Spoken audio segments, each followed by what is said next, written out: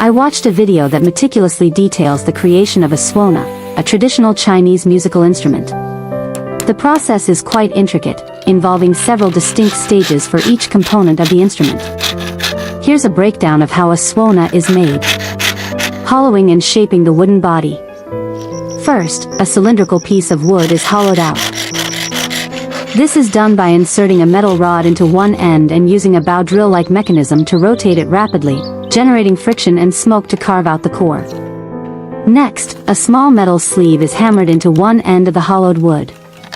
The wood is then placed on a lathe, where various chisels are used to precisely shape its exterior, creating its characteristic form and raised nodes. This step produces a significant amount of wood shavings.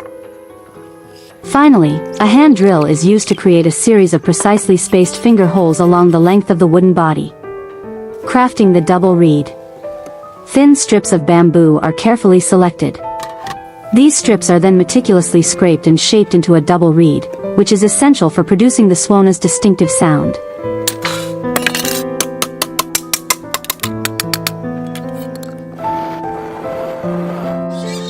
Making the copper bell. A sheet of copper is measured and cut into a specific shape using a compass and metal shears. The copper piece is then hammered and shaped over a wooden form to create the flared bell.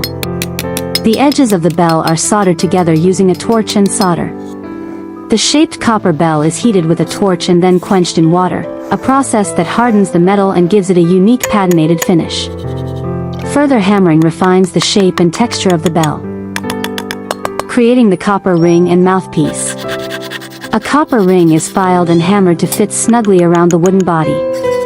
A smaller copper tube is filled with silver powder and heated to create a soldered seam, forming the mouthpiece. This is then cleaned and polished.